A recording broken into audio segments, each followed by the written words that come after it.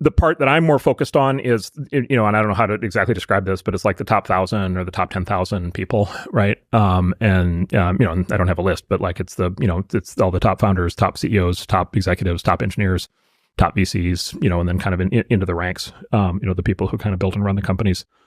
And they're I don't have numbers, but I have a much more tactile feel, for what's happening. So the big thing I have now come to believe is that the idea that people have beliefs is mostly wrong. I think that most people just go along. And I think even most high status people just go along. And I think maybe the most high status people are the most prone to just go along because they're the most focused on status. And the way I would describe that is, one of the great forbidden philosophers of our time is the Unabomber, Ted Kaczynski, and amidst his madness, he had this extremely interesting articulation. He was an insane lunatic murderer, but he was also a Harvard super genius. Not that those are in conflict. But shots fired, man. But he was a very bright guy, and he did this whole thing where he talked about basically he was very right wing and talked about leftism a lot. And he had this great concept that's just stuck in my mind ever since I read it, which is he had this concept he just called over socialization. And so, most people are socialized. Most people are socialized. Like most people are, we live in a society. Most people learn how to be part of a society. They give some deference to the society. There's something about modern Western elites where they're over socialized. And they're just like overly oriented towards what other people like themselves, think, and believe. And you can get a real sense of that if you have a little bit of an outside perspective, which I just do, I think, as a consequence of where I grew up.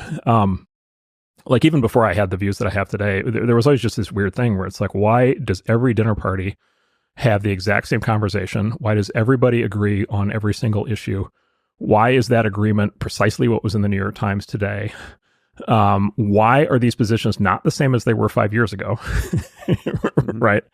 But why does everybody like snap into agreement every step of the way? And that was true when I came to Silicon Valley, and it's just as true today, 30 years later. And so I think most people are just literally I think they're taking their cues from, it's some combination of the press, the universities, the big foundations. So it's like, basically, it's like the New York Times, Harvard, the Ford Foundation, and, I don't know, a few CEOs, and a few public figures, and, maybe the president if your party's in power. And like, whatever that is, everybody who's sort of good and proper and elite and good standing and in charge of things and a sort of correct member of, let's call it coastal American society, everybody just believes those things. And then, the two interesting things about that is, number one, there's no divergence among the organs of power, right? So Harvard and Yale believe the exact same thing. The New York Times and the Washington Post believe the exact same thing. The Ford Foundation and the Rockefeller Foundation believe the exact same thing. Google and, Microsoft believe the exact same thing. But those things change over time, but there's never conflict in the moment, right? And so, the New York Times and the Washington Post agreed on exactly everything in 1970, 1980, 1990, 2000, 2010, and 2020, despite the fact that the specifics changed radically. The lockstep was what mattered. And so I think basically we in the Valley, we're on the tail end of that in the same way Hollywood's on the tail end of that, in the same way New York's on the tail end of that, the same way the media's on the tail end of that. It's like some sort of collective hive mind thing.